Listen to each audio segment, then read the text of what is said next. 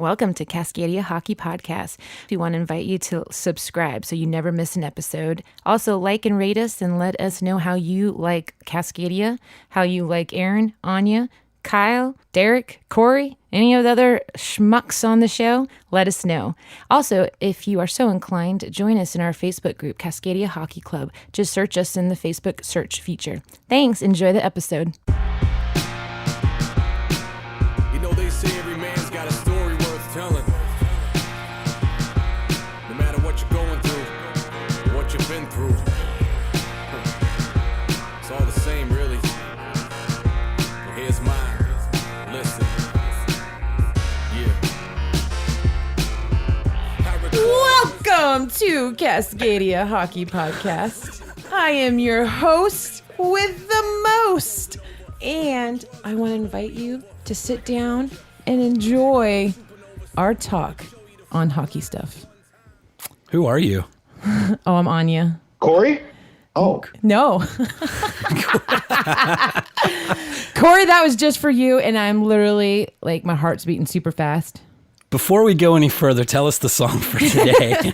She's The nervous. artist is Trademark and DC. That would be Trademark in DC. I lied. The artist, I'm so sorry, Strange Famous Records. I am new. I'm a newbie. She is. I'm new. Anyways, it's Trademark in DC. The track is A Story Worth Telling, and the album was Black Ash Day. And again, by Strange Famous Records. That's right. And go check them out. And you hear our dog in the background as she's walking out of the room because she's sick of what we're doing. What an idiot.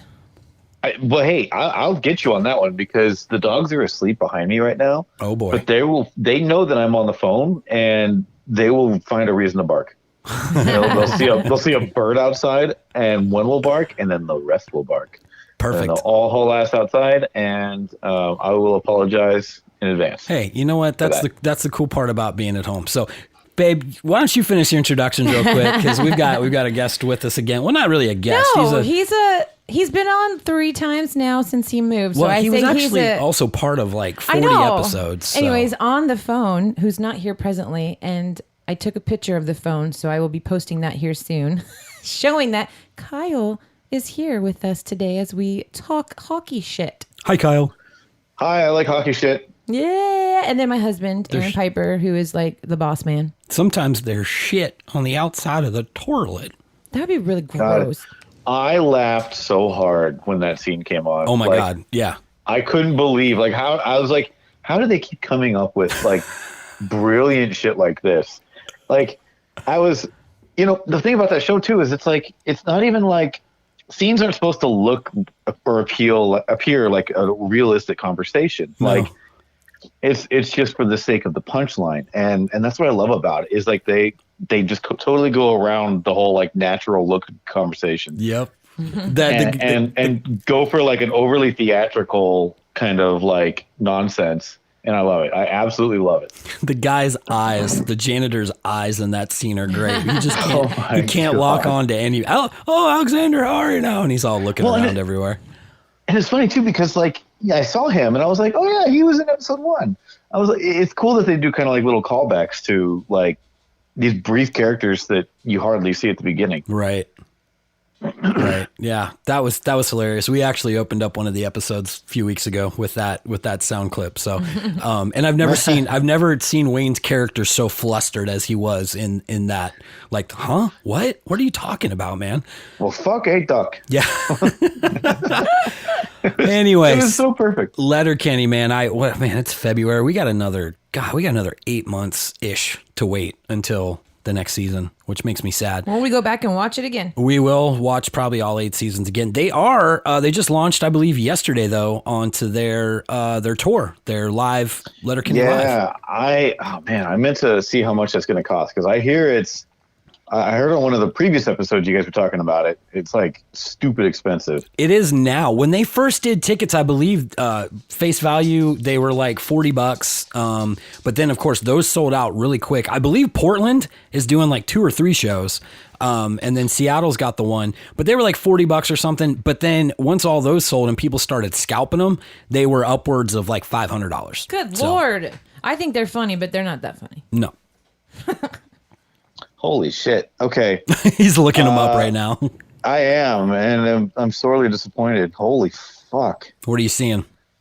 So the center stage is 300 and up. Wow.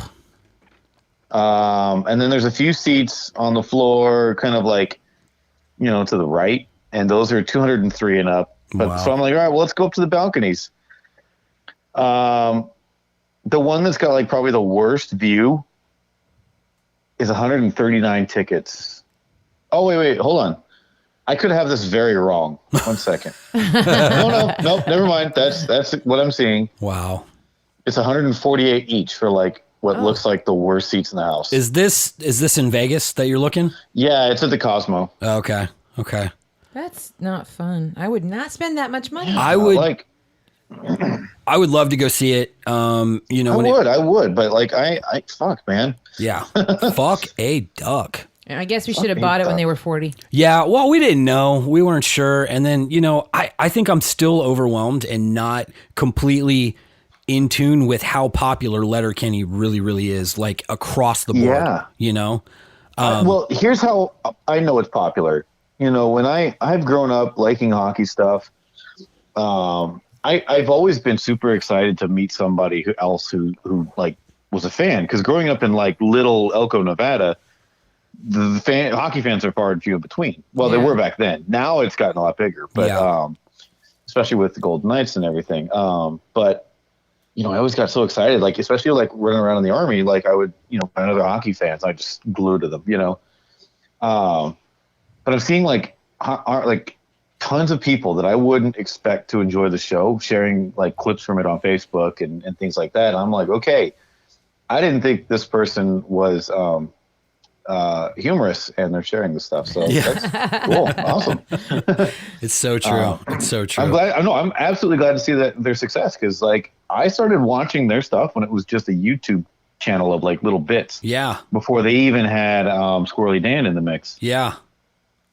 So, I mean, yeah, it was insane. Kind of like when they were like, yeah, they're going to get a show. And I was like, man, I hope it works out. It's always interesting to see like, YouTube channels become, actual TV shows. Yeah, for sure. My first thing with them was that the whole locker room clip with Dylan Playfair and Jared Kiso when they were answering, stupid, idiotic questions from the reporters. Oh my God. That was brilliant.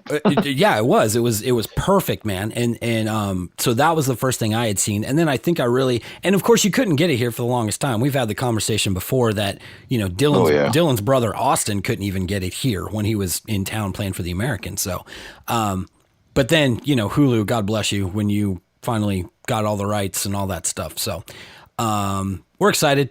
We just spent like 5-6 minutes talking about Letterkenny. So it ain't no shame in that. We're a hockey podcast. We talked hockey shit. I think we have to keep reminding ourselves of that every week. Letterkenny is very much involved in the hockey community. Absolutely. I'm okay with talking about Letterkenny. It's not too far off the beaten path. It is, and Corey has mentioned before, how it's hard, and it's hard for me too. Like things that become very mainstream popular, sometimes it's hard for me to stay interested in it, but they've done a really good job, Letterkenny people that is, of staying very true to the show, very true to themselves, and they haven't strayed off that course. So I'm okay with its popularity. That could change, who knows, but it hasn't yet. So the end of season 7, the last 2 episodes are still my favorite all time. Once we really started to see Shoresy and out on the ice, I love those episodes so much. Yeah, hockey. Yesterday was trade deadline day. Oh my goodness. February. My phone was just blowing up. It was crazy. It kind of like quietly started and then it just went insane. So was it a lot?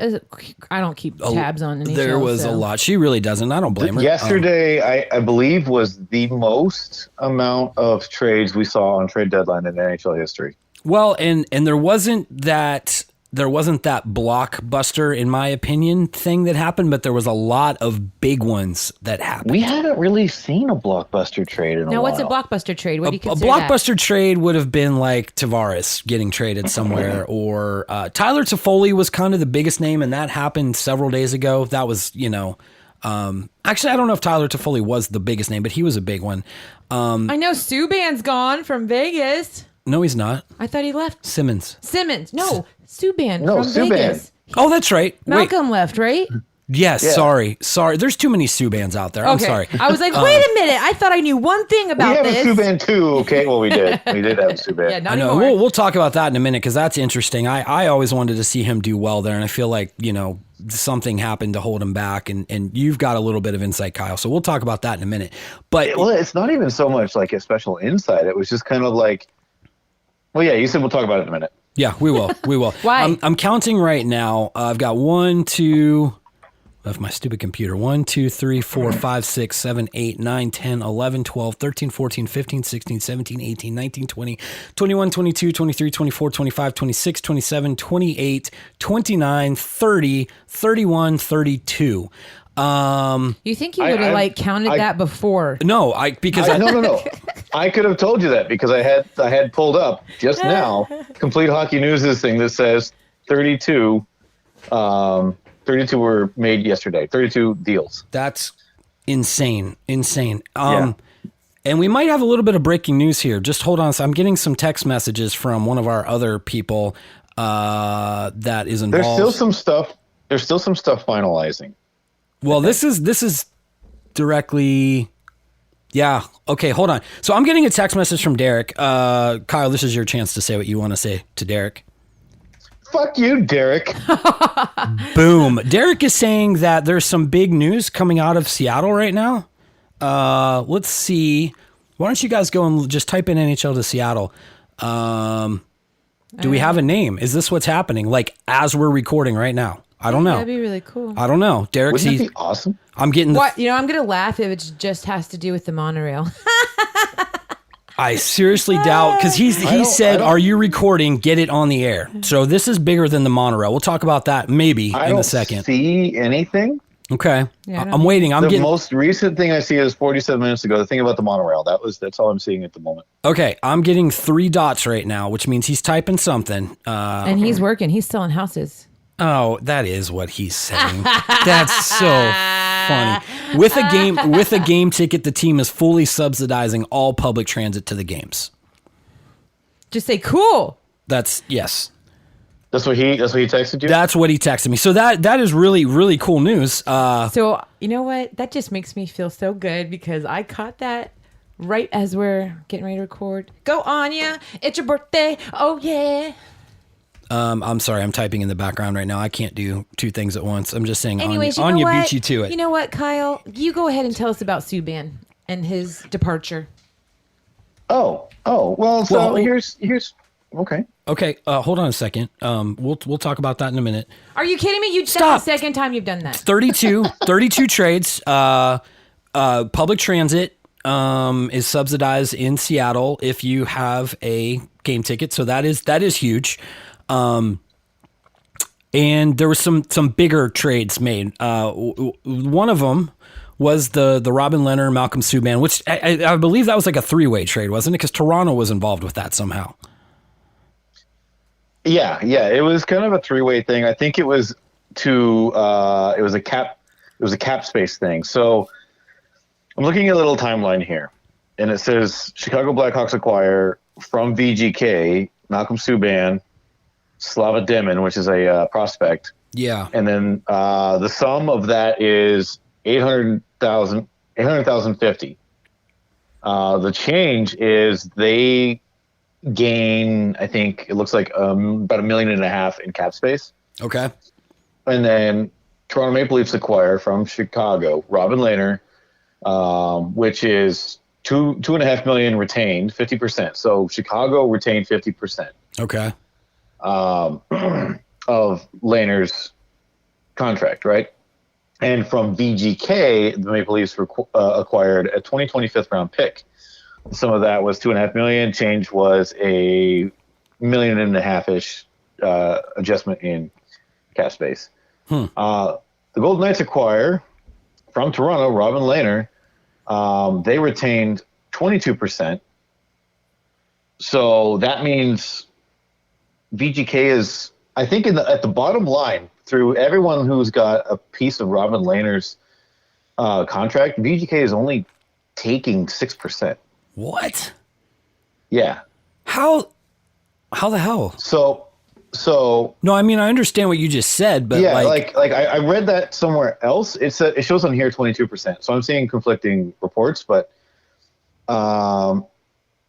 basically, we're not paying for Robin Lehner. Everyone else is. That's crazy. That's awesome. I would definitely do that. I feel I feel like this whole contact retention thing has really just become a thing over the last half dozen years or so. I mean, it was something that happened before, but it's become a part of almost every deal now. And I don't understand the full like kind of magic behind it, because there's a reason for it, and it helps each team in their own way. Right. Because I know that like when Pavel Datsyuk retired, the Arizona Coyotes took his entire contract. Right. And I think they're done paying for him. Let me see. I'm looking.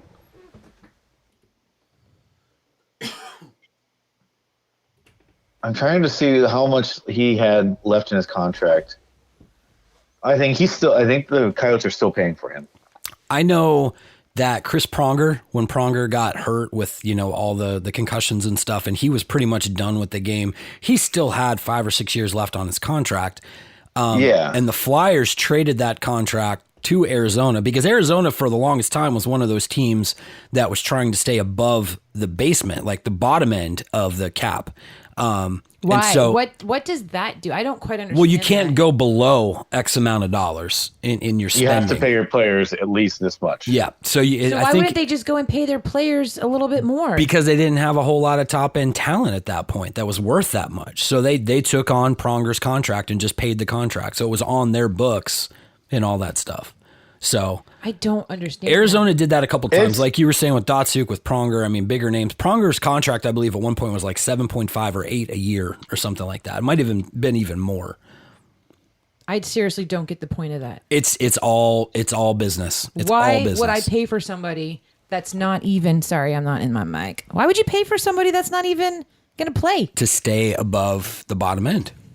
The bottom end of what? Like, did you get The penalized if you're at the low end? Yes, of the you cap? do get penalized if you don't spend X amount of dollars, and I'm not sure what the penalty is. Really? For that. Yeah, I don't know. Why? What is that? What's the point of that? It has to do with the collective bargaining agreement. Everybody said that you can't spend more than this, but you have to spend at least this much because they didn't want certain teams carrying all of the load of revenue. There's revenue sharing amongst every team. So they said, if you want to share in the revenue, then you have to at least spend this amount of money. Now, is that all equaled out between all teams evenly? The revenue sharing? Or is it like if you're a better team? No, it's all equal as far as as far as I know. That's one of the reasons that like Vegas paid a lot too, but that Seattle has paid like $600 or $650 million to be a part of the league because that money gets distributed out amongst 31 teams now.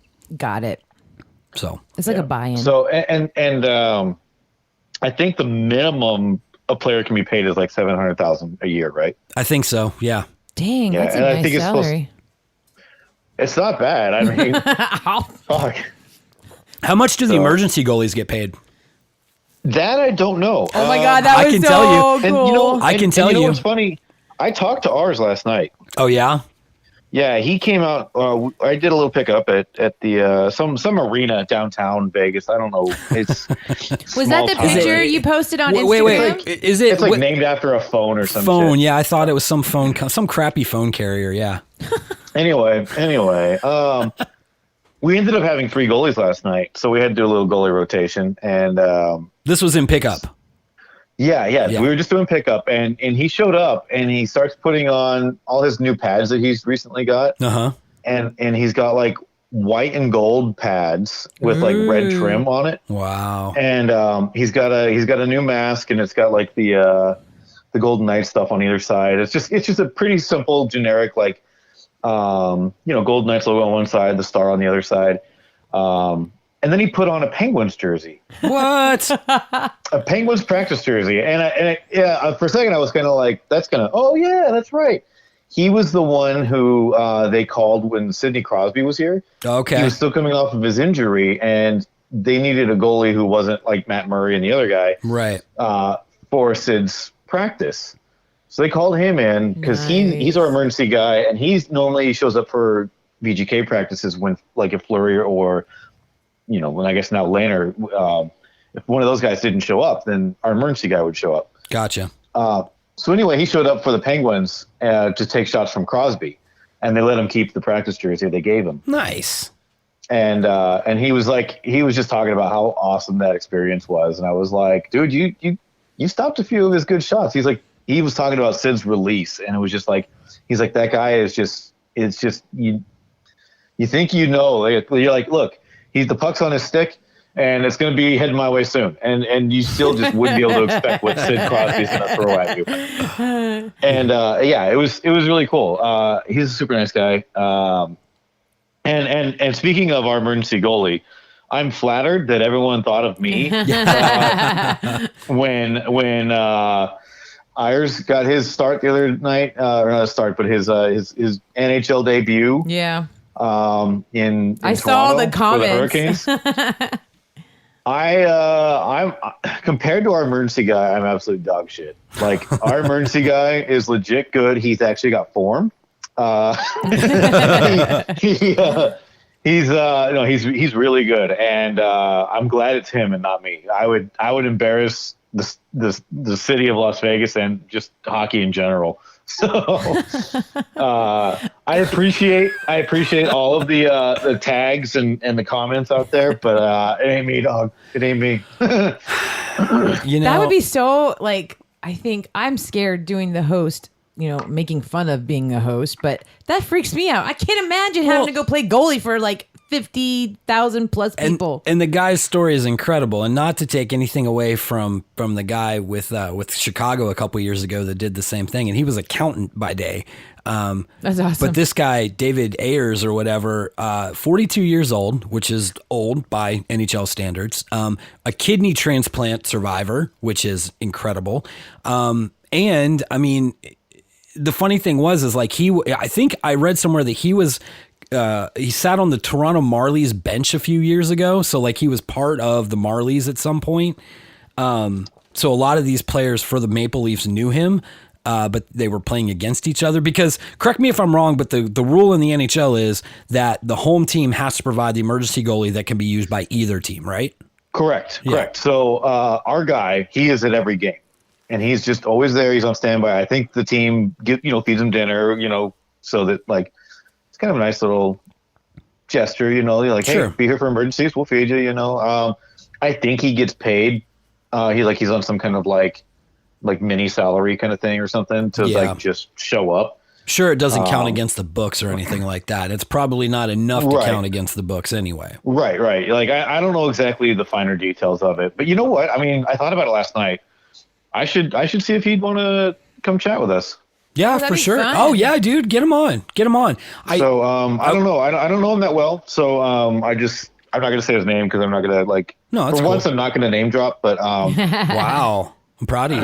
Yeah. It's not gonna last long. Don't get comfortable. But I bet he's got some really cool insight to what life of an emergency goalie is like, because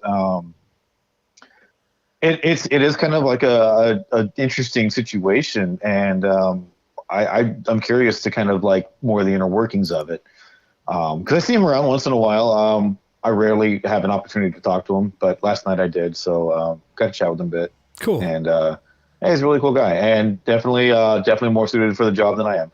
So. I did read that, and I don't know if this is true or not, and I don't remember where I read it, but I did read that all of the Carolina Hurricanes players after the game were pulling the cash out of their pockets and to pay the goalie. So they like tipped him, because I think that's awesome.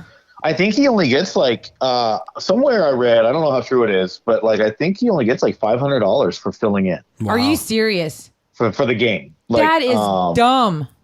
Well, like I think it's I think at least $5,000. I mean, you just freaking won a game. I think it really depends on several things, but I'll look into it because I feel like that's wrong. Okay. But I do want to point out that like some people just kind of have the misconception that they just like looked around the building and was like, "You put these pads on." Yeah, right. No, like this guy, David Ayers. I think he had like some college experience or something like that. And these guys that get pulled in these situations, Scott Foster was the one for Chicago years ago. These guys are experienced goaltenders. They're not just like the fucking janitor in the bathroom behind section D or whatever. They're not just the Zamboni drivers. Whoa, hold on, wait a second. He was. Yeah, I know. I'm just playing. Oh, like wait. But I mean, I know. He's not just like some random schmuck. Like these guys actually have legit experience. But it's funny that is like a misconception that people think that, because honestly, before I got more involved with it, I thought that was just like maybe they just have like, oh, he's a sign up behind section X if you want to wear the pads. Yeah. Is there a doctor in the house kind of thing? I did not think it was that bad, but I didn't think that actually like. But yeah, like it seems like people just kind of have that misconception. Yeah. And I was watching something on joyless Chris Versteeg this morning, who went on to what was it? Let me see here. Did you say joyless Chris Versteeg? I did because he went on to talk about how stupid it was that wasn't he on the Chicago team when they used that backup or emergency goalie a couple years ago? Probably, yeah, I think so. Where is it? I've lost it now. Oh, there it is. Okay, cool. So yeah, he went on to Sportsnet and said if the Dallas Cowboys had 3 quarterbacks get hurt, they don't go downtown Dallas to see if any accountants can throw a pigskin around. and he said, and he talked about why this is a bad idea. And it's like, how is this a bad idea? Like, what the fuck else are you going to do? So this is... You've got an emergency goalie on hand. And because he was a Zamboni driver, as a normal profession, like, that's what downplayed it. Right. That's how he used it to downplay it. And that's bullshit, because that's not how it works. Like, they're actually trained goalies. They have an idea what's doing that. So... first he can shut the hell up. Interesting comment, because Brian Burke made some comments. Oh yeah, he's the one that started it. Yeah, he's the one that started it, and fuck him too. The Carolina Hurricanes responded to this thing on that Sportsnet posted, and it's a comic. I think it's I forget who it is. He's a Seattle artist, but it's a picture of a guy like going up to someone and pinching his lips, and he's like, "Shh, let people enjoy things." Right. Well, and I think like Brian Burke, he had made some comments too. And I think what people did miss in Burke's comments were he wasn't taking anything away from what Ayers did at all. What he was saying was he doesn't agree with the system that the NHL has set up for this. And like, I don't know the system. I don't know the ins and outs of it enough to know, what it is. I can say this though, it's not something that happens very often. Like that an emergency goalie has to be in there. The fact that we've seen it this many times in our lifetime is actually kind of shocking. Right. But I mean, that's what the job of the emergency goalie is to, be there on an emergency basis. And, our guy is here for either team, and we've got a list of emergency goalies. Like he's not the only one. Nice. And I'm not on that list either. So, stop. You are making this very, very clear that, hey, guys. I don't think you understand how many text messages I got that night. Like, I'm just trying to enjoy the Vegas game because we had the 1980 U.S. men's Olympic team. Oh, yeah, that's Miracle right. on Ice guys. That's right. And then we also had the very first Nevada-born NHL debut. Nice. The very first player. So that was really cool. A lot of fun to witness. It was a really special night for hockey overall. It was it's crazy how many awesome stories came out of the hockey world that night. Mm-hmm.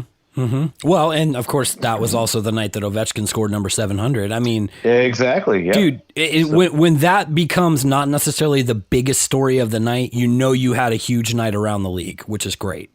Absolutely. And congrats to Ovi. Congrats to Ovi. I'm going to say it. I think he's going to beat Gretzky's goal total. I do. I think he's going to I think he's going to hit 900. I believe so. Absolutely. Which I think is awesome. He won't touch the point total. I don't know if nobody, but it's going to be a very long time before anybody comes close to Gretzky's point total. But Ovechkin is by far the greatest goal scorer of our generation. So, yeah, absolutely. But I think right after he finishes, the torch will be passed off to guys like McDavid. For sure. Like that guy is unreal. Oh yeah. Like when teams come to town, most of the time I'm just kind of like, all right, cool, we got Tampa in town. All right, whatever. Yeah. When we got Edmonton coming to town, they were here, earlier in the season. I watched practice. I bet. Like I don't normally watch all the practices, but like watching McDavid just do anything with the puck is just absolutely mesmerizing. Yeah. And it's unreal to see this guy in person. Like even just during practice, it's just like I can't really comprehend what I'm looking at. Like he's so unreal. It's insane. And even same with Crosby. Like it was a similar situation. Like he's so talented and just does absolute like witchcraft with the puck. The level of talent that's out there now is it's just incredible. And I think, I don't know. I think somebody like McDavid, you're right. I think that torch will be passed as long. He's had some injury issues, so as long as he can stay healthy, that's one of the things that's definitely worked to Ovechkin's advantage is that he hasn't been very injury prone over his career. So the guy's incredible. I love it. I'm glad he finally got it. Back to the trade deadline. We got kind of derailed. I want to ask you, Kyle, because with Subban leaving Vegas, and you guys, we can talk about Subban in a minute. Okay. No, I'm kidding. That is some bullshit. I know. I kept saying that. You kept saying that. God damn it! I just want to know about not PK. See, there now you go. You got me messed up. Listen, there's two things I want to touch on specifically for the trade deadline. We'll talk about Subban. I want your take on that, but I also want your take on Steve Yzerman putting his stamp on this year's trade deadline with the Red Wings, because the Red Wings made some moves as well. So yeah, absolutely. Because I still pay attention to Detroit quite a bit, actually. I grew up with Detroit. I'm actually literally right now wearing Detroit Red Wings shorts. Nice. That were previously used by one Mr. Michael Rasmussen? Yeah, these are Rasmussen's old shorts that he apparently used once. That's and awesome. They go down to my ankles. They're when he's 6'7" or whatever he is. No, they do fit big, but they're like, oh my God, they're so goddamn comfy. Like, I don't even think he wore them. Like, I think he had them here, and then he left. left. I understand, he left and just told the trainer, I won't mention his name. Yeah, but he was just just keep them. The trainer or the equipment manager, because I'm pretty sure both of them would be red in the face and probably punch us if we threw their names out there. So I don't know. I think he was actually a cleaner. Is his name Bob? House crew. I'm just it might have been Winger. I don't know. Winger. I'm starting to like, I'm sure you saw the picture of me and Chance, our mascot. Yeah. Where he like decided to start eating me. Yeah. I had a few beers at that point when I went to go say hi to him. And I was like, hey, man, I'm the Zamboni driver here. Like I'm the daytime guy. And he was like, oh, you playing hockey on Monday? I hear this from the mask. And I'm like, wait, wait, what? Apparently he knows who I am. I have no idea who he is. Oh, wow. No one's ever been like, hey, yeah, this is the guy that's in the Chance suit. And I would have been like, oh, hello, I'm in Coyle. I've never been introduced. It wasn't like the time that we met who was in the Winger suit and we were all like, oh, that makes sense. Yeah, like I think that's just kind of the life of a mascot. Like nobody fucking knows who you are. Right. But it was it was really cool. I was just surprised. So I might have played hockey with them last night. I don't know.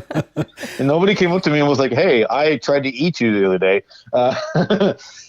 Well, that would ruin the element of surprise. So that's the one thing he's got. Yeah, right it ruined the magic, and I don't want that to happen. No. So anyway, I have pulled up on my screen here Robin Lehner's tweet Okay. about his new Brian's pads, and I think I'll address that in a minute. I honestly, like, I wasn't surprised by the Subban move, but like, For what reason? I was. I felt like they were gonna try to hang on to him, kind of. But Kind of. when I think about it now, like my previous like reasoning is just bullshit. Your previous reasoning for why they would have held on to him? Yeah, so I feel like this would be a good team for him Okay. if he didn't have Fleury in front of him. Okay. And he's just with Fleury here, he's not getting starts, and Yeah. he's a young goalie. He's trying to develop, but when you have Marc-Andre Fleury as your the other side of the tandem, A you're not gonna healthy get those. Marc-Andre healthy, Fleury. still ass kicking Marc-Andre Fleury. Yep. You are not going to get those starts. Because let's not forget, that's where Matt Murray made his mark in Pittsburgh, is when Fleury got hurt and Murray was able to step up. Exactly. And they saw, okay, we've got a goalie that we think is tested and true. Subban hasn't really had that. I know he's gotten some longer streaks because Fleury was hurt earlier this season, I believe. Yeah. And Subban's been successful here. Yeah. I think he's got his record's really, really decent. I think he's got 9 wins out of the past 15 games, I think, or something like that. I don't think he started that many. Hold on, I gotta look this up because I'm gonna sound like an idiot trying to give you inaccurate stats here. All right, so let's see what his record is this year. Oh my God, no. Okay, I gotta disable ad blocker. So do you think refresh?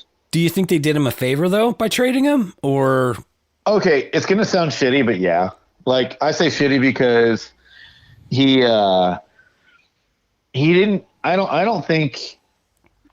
It's sad to see that a lot of the fans didn't really like him because he was kind of anytime he would lose a game, or anytime that the Knights would lose a game and Subban was in net, It was they his blame fault. Subban. Oh dear Yeah. God.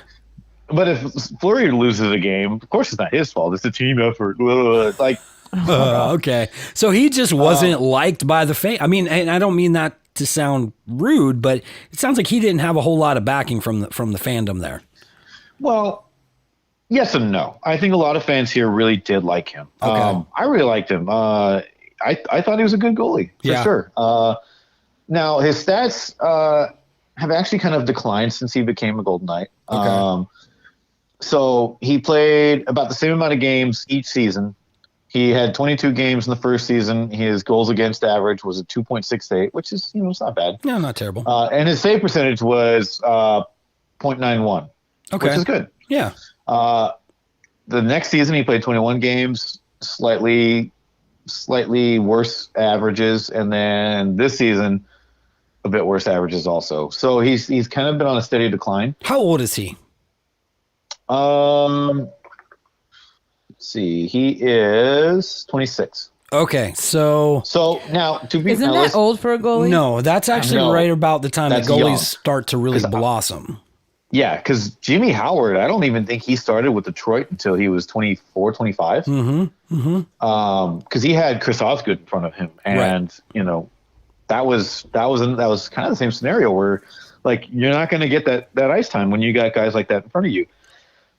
So I think Malcolm Subban, I think he is a great goalie.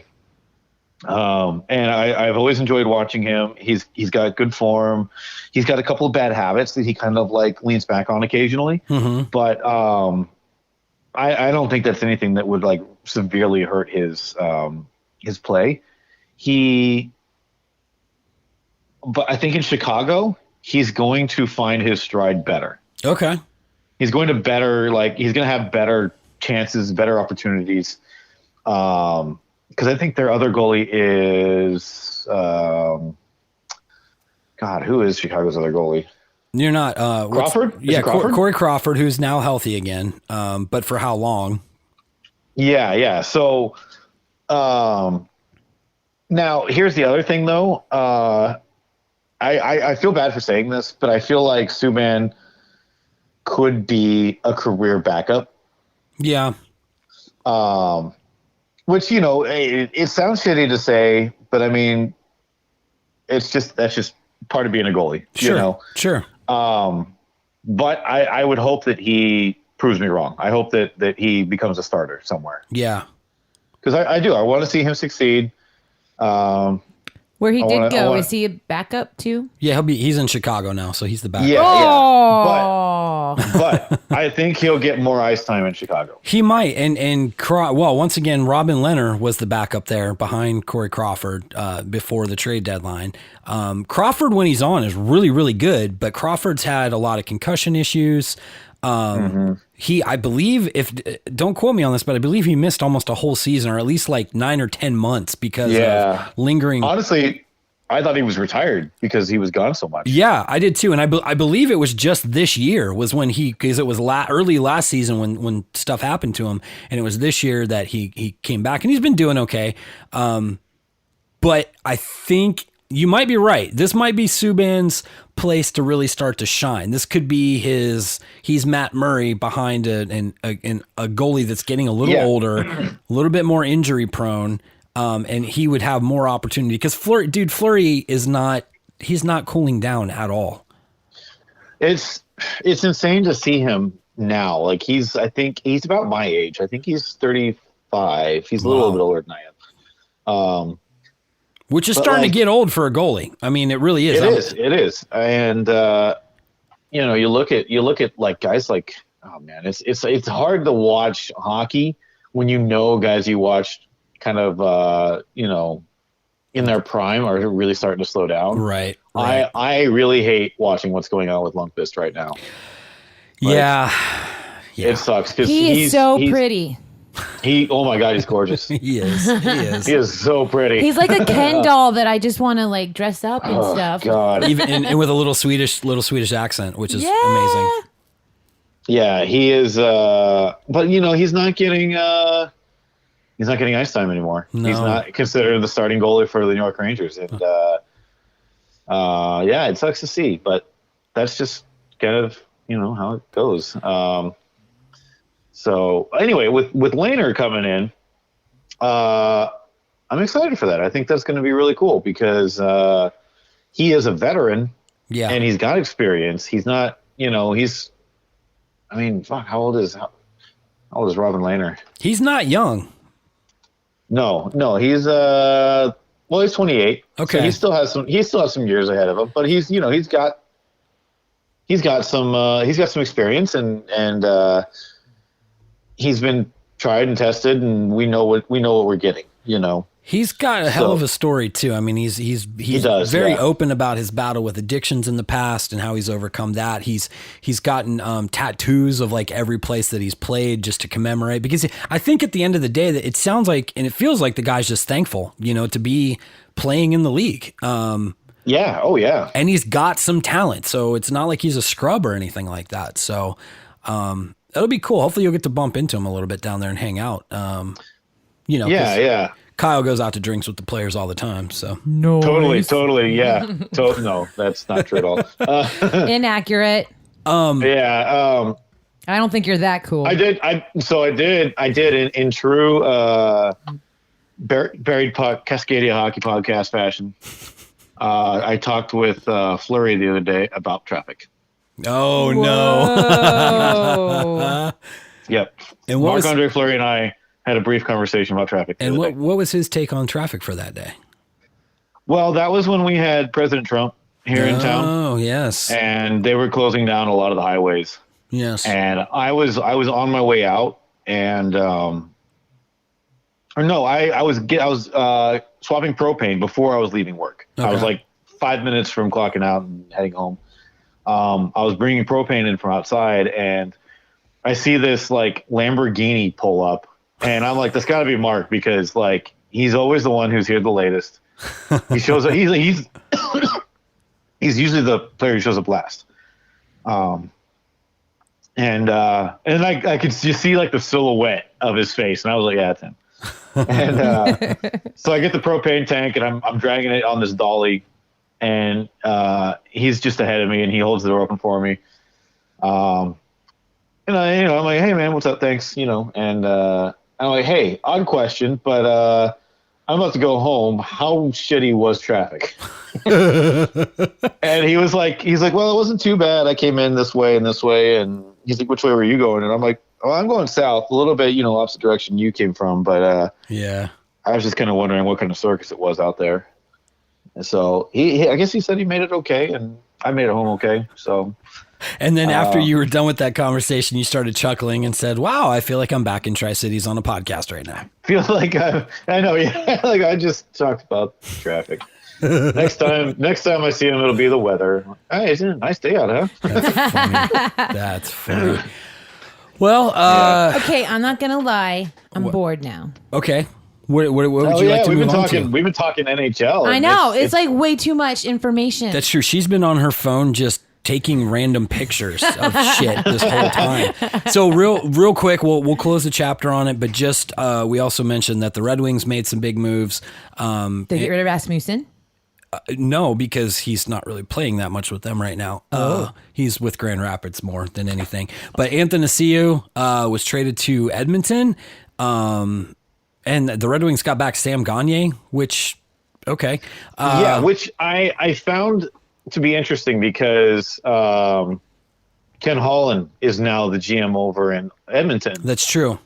And Steve Yzerman is the GM in Detroit now, and they're buds. They're chatting it up a lot. So that's what I find interesting is a lot of GMs are pretty close friends, and they make deals just because of their prior friendships, and well, not just because, but they make business decisions based on a lot of things. But Ken Holland's been the GM in Detroit for several years, and now he's in Edmonton, and I find it kind of interesting that like that deal was made. Yeah, it was. I think I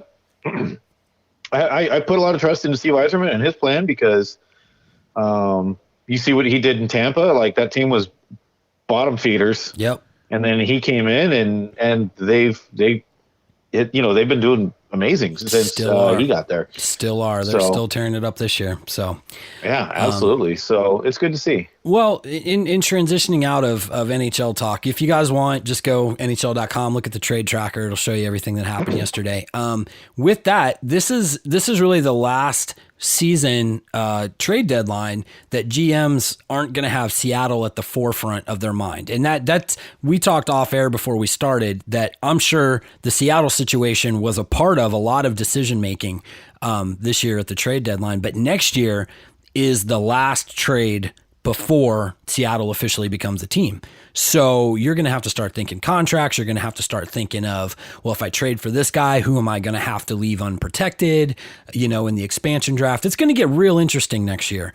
And it's going to be fun to see. I love that nerdy bullshit stuff, behind the scenes, how they think about it. So it's going to be fun. It's going to be fun. It's just getting us 1 year and one step closer to that NHL team up there in Seattle. Did you guys see the video that NHL Seattle, or maybe just NHL.com released of what players know about Seattle? Did you see that?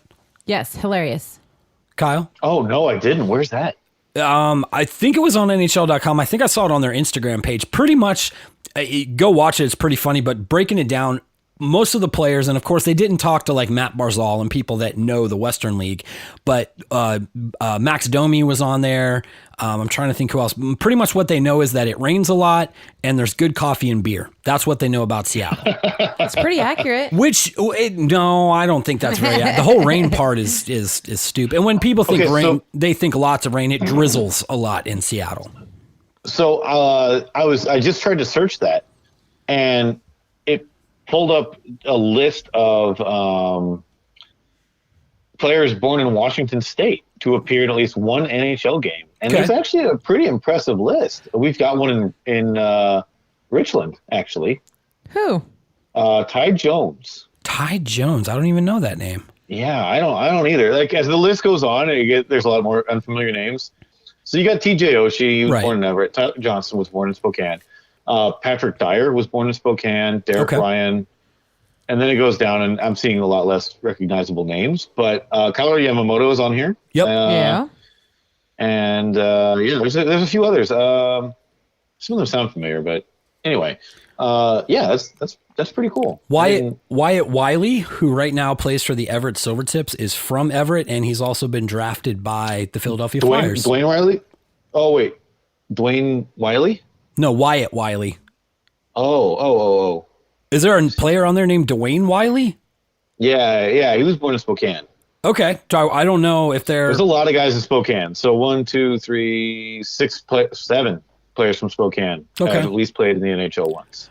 Well, and so Tyler Johnson's probably the biggest name on that list currently, but Yamamoto's making a name for himself too. He's been doing really well. Oh yeah, finally got that. I don't know if I'd call it permanent, but more of a call up that he's stuck around quite a bit with Edmonton, and they're saying that him and Draisaitl have reached some really good chemistry there. So good for him. I saw that his brother actually went and played in the same college league that Parker O'Coin plays in. So, Keanu Yamamoto. So we used to watch those two play together with Spokane back in the day. I believe they were a year or two apart. Keanu was the older brother of those two. So, cool story with those two guys. We did, we mentioned earlier about with Seattle now. Anya, you brought it up before Derek. Sorry, Derek. I won. But loser. Talking about how they announced today that in Seattle, which for anybody listening that's not familiar with Seattle, one of the worst things about Seattle is traffic. I'm sorry. It's traffic. It's parking. It's gridlocked. I used to go. It's atrocious. It is. It's terrible, and everything is constantly under construction. I used to like it. I used to work for a very large company that was based in Seattle, and I would go over there for business trips a lot. And I liked it because I could hop in a cab or I could get on the light rail from the airport and get around that way. But people that have to take the I-5 every day, Dan Brown, who does West Side Story with us, usually talks to us from his car. And he talks about how atrocious it can be. But traffic, parking, it's a pain in the ass over there. Well, NHL to Seattle announced what this morning, babe? What was it they're talking about? They're going to partner with the monorail, which is pretty cool. And they're actually going to do a private capital investment of $6 million for upgrades. Wow. Yeah. So upgrades as far as improve the platforms, modernize electronic fare gates, making the card orcas, what they use, easier to use, additional elevator access, and it's going to be totally free for games. So if people don't know, that's a good point. The monorail has been around since the World Fair, which I believe was in the late 60s in Seattle. That's when the Space Needle was built. And the monorail connects Westlake Center, which is a big mall right in downtown Seattle, out to Seattle Center, which is where the Space Needle is, which is where the Key Arena, all that. I don't know what it's going to be called yet. But it connects those two together so you don't have to go through downtown walking or whatever to get there. So that's big news. Is it just the monorail, though, or is it more? Because Derek was saying with public transit in general. Maybe it is. I haven't finished reading through, but I know that the one thing that I thought was cool is the first... it's the first Seattle-based sports team to actually do this. Wow. Yeah. Well, with the monorail, yes. I know that the Seattle... Seattle. Seattle, the Sound Transit system. Yeah. There were trains that would, if you had a ticket for a game for the Sounders, you could ride the train for free. And then the Link... Yep. I don't think offers anything like that, actually. I think you still had to pay... Because what I always did when I was living in Tacoma, I would, when I wanted to go to Mariners games, I'd park at SeaTac, SeaTac, and then I would take the Link up, which actually wasn't bad. No. Parking was, I'd still have to pay $20, $10, $15, something like that for parking. And then another $6 for, the two-way trip on the Link. But better than parking next to the arena or the stadium. Sure. Yeah. So, well, and I'm a penny pincher, so I don't want to pay parking. So I would be I'm cool with that. At least not the $25+ would probably be. Well, yeah, it's pretty rough. Yeah. The Link here in Vegas, we've got tons of parking though. Surprisingly enough, Vegas traffic is not that bad. they have a grid system here, and it's pretty easy to just be like, well, this street's busy, I'll go to the next one. So, yeah, I've never had issues with traffic here. Seattle, though, on the other hand, is a fucking nightmare. Well, Seattle's been a nightmare for a long. Seattle grew much faster than what most people expected it to do. And it's just, yeah, they did not build that city for traffic. No, they built it. They didn't know it was going to be like as big as it is. Well, plus you get squeezed in a lot of places. I mean, if you look at a map and you look at of how Seattle is set up, I mean, it's really, it's got two large bodies of water to the east and the west of it. So it's on this narrow place. To get in and out, you're going through tunnels or over bridges, you know, and you don't get a lot of wide open space. Where I feel like Vegas is in a valley there, so it's a little bit more wide open space. You can do a lot more. It's atrocious. I really wish, though, they would announce that they have the slut on board. What? The South Lake Union Transit, the slut. So I was when I used to fly over there, I would take the link. I would take the light rail from the airport to downtown, and then I would stay in a hotel about a block away from Westlake Center. It cost me $2.50 to go from the airport to downtown. If you take a cab, that's a $60 fare one way. Then the big, large company that I worked for, they were based right on South Lake Union, which, if you don't know much about Seattle, that's the happening area. That's where the Amazons and the Microsofts and Googles and all those people are at. So I would take the slut for $1 from my hotel all the way down to the buildings that I was working at. It was a great deal for a slut. I mean, it was $1, you know, so, but yeah, the South Lake Union Transit. Before we move on from this topic, it's actually kind of cool.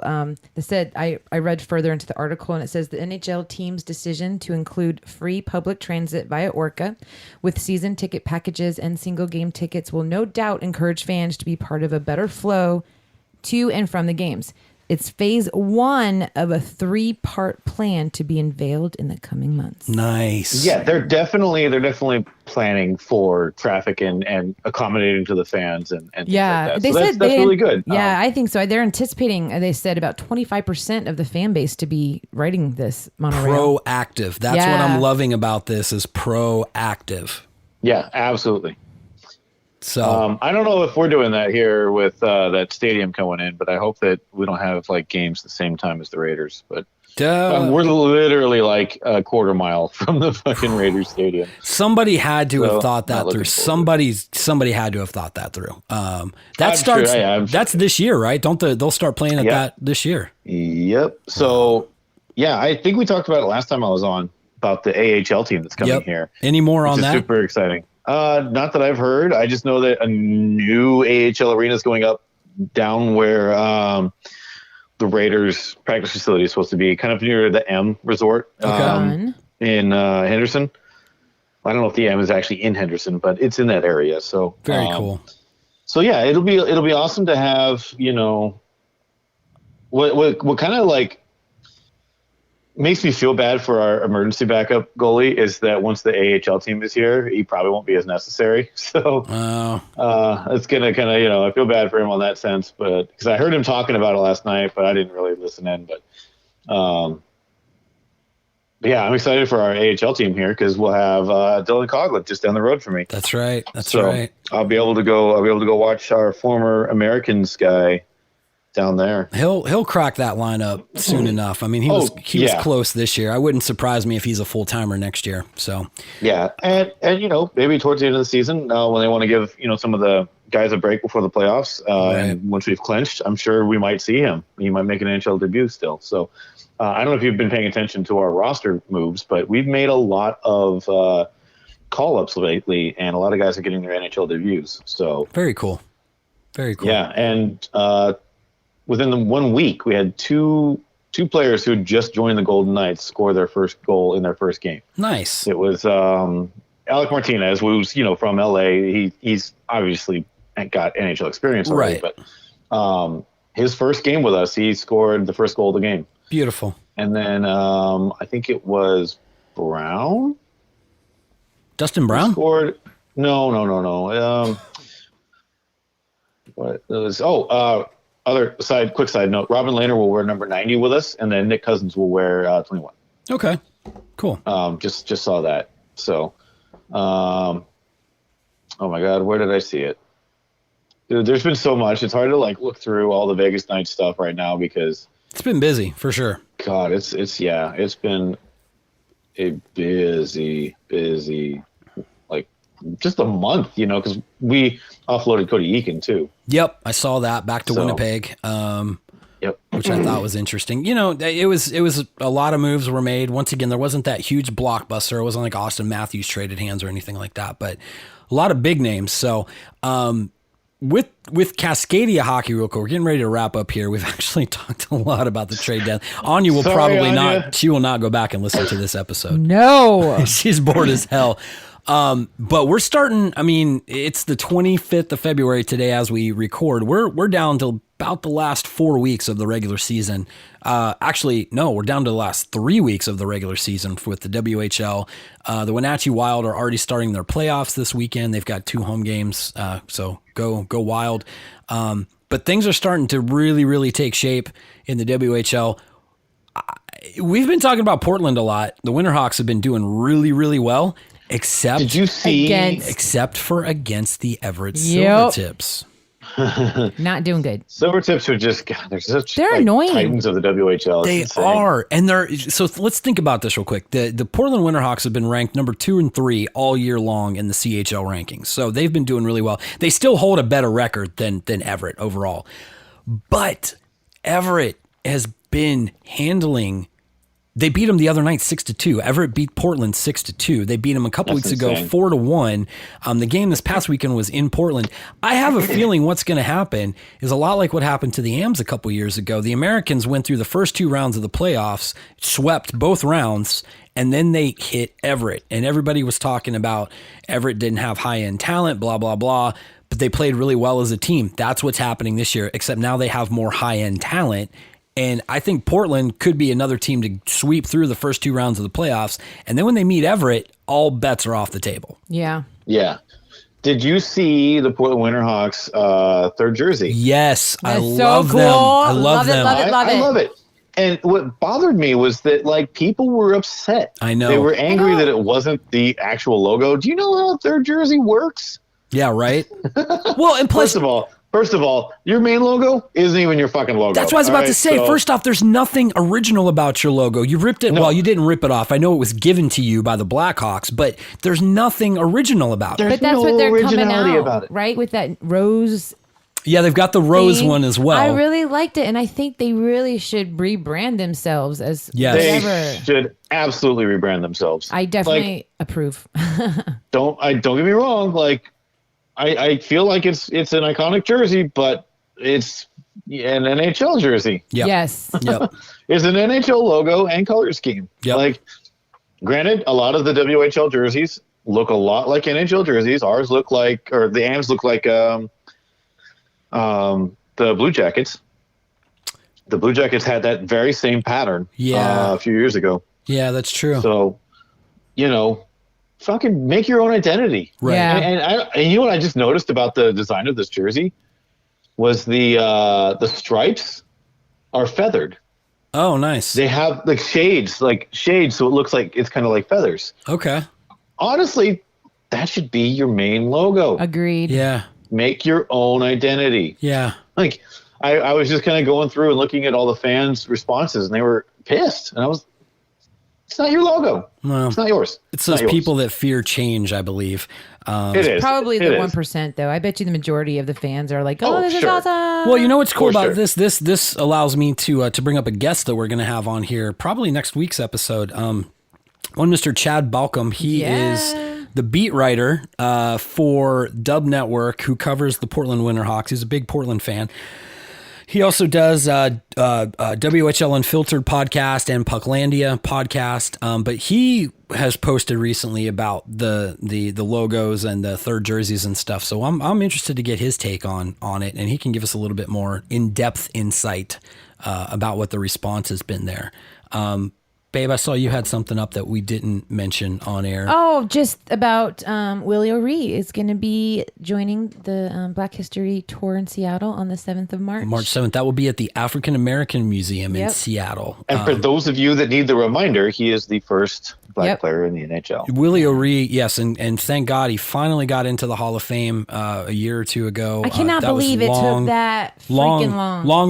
Long overdue. And from what I've heard, just one of the nicest guys. Unfortunately, I don't think we're going to be able to be up there that day. We're actually going to be in town the next day on the 8th to go check out that. I know we're going to go see that tour at Seattle Center, and then we will most likely be at the Seattle Thunderbirds game that night as they play the Everett Silvertips for mascot night, because Wildbird is our friend. Yeah. So we're going to go support Wildbird and go check out the Accesso Showwear Center in Kent, Washington. Which I'm not looking forward to paying for parking. That's some fucking bullshit. In Kent? Yeah, you're not really going to have to pay that much for parking. You don't think so? No. I don't think you do. No, I don't think you do at that arena. Okay, that makes me happy, because I know, like, in Portland, you have to they're pay like just- $20. Kent is just happy that people show up But to it's Kent. It's just, I think it's across the street, and like you got to cross some train tracks or something like I'm that. okay I used with to go to a lot walking. of, it's not a long walk or anything. But get there, decently early. I'd get there before, warm up so that you can. Yeah.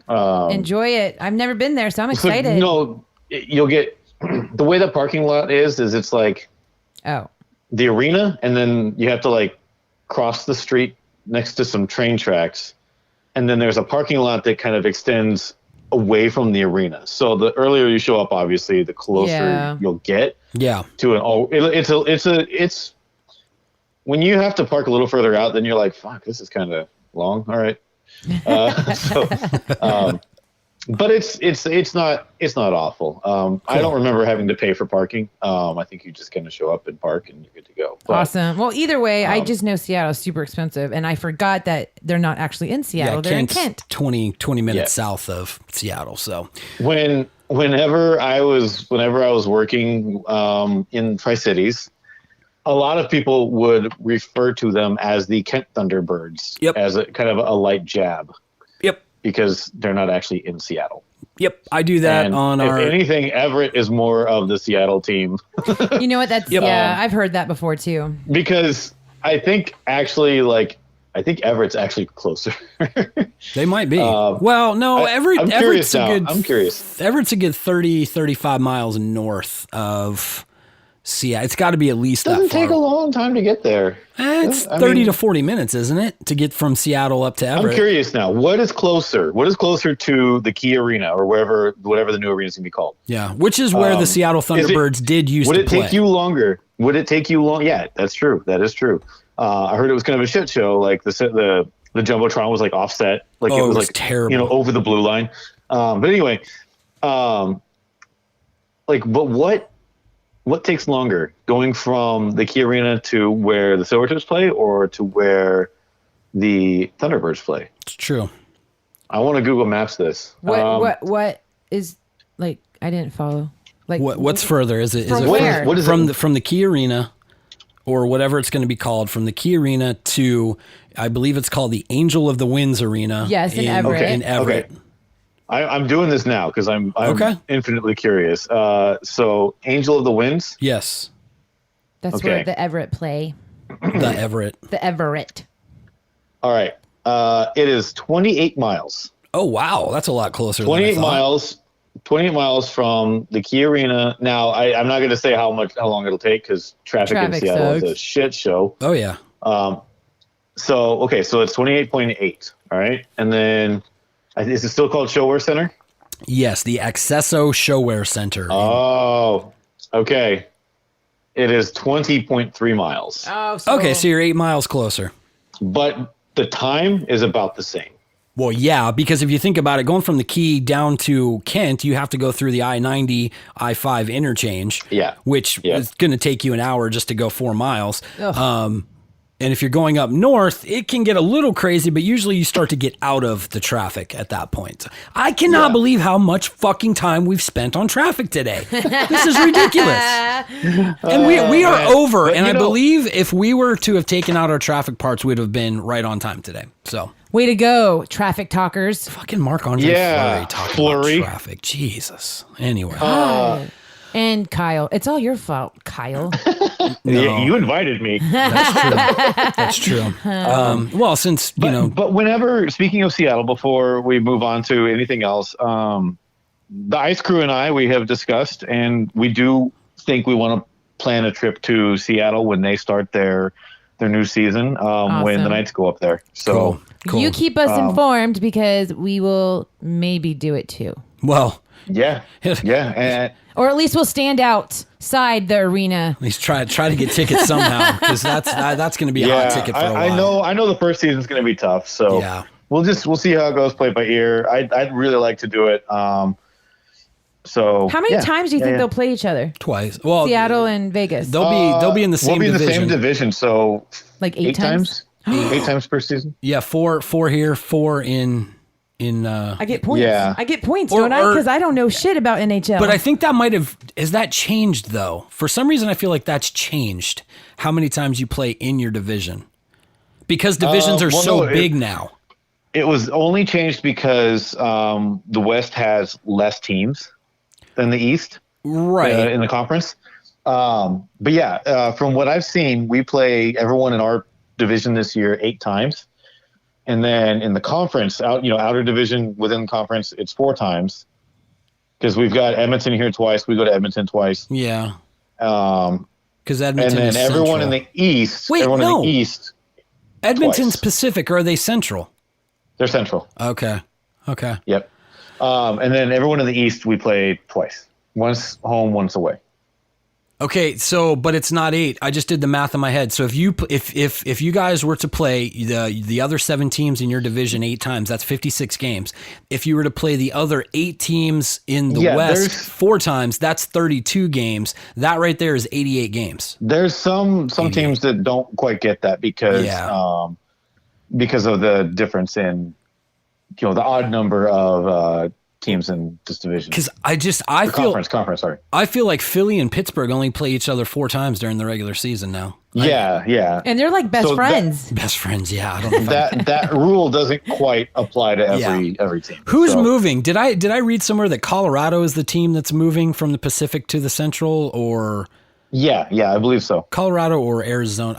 No, it wouldn't be Arizona. I think it was Colorado that's moving. So that's the team. That will end up in the Central to make way for the Seattle Renegades / whatever they're going to be called. So, did we talk about that on the air? No, I'm not going to. We're seriously way over at this point. If you guys haven't heard, just look up Seattle Renegades.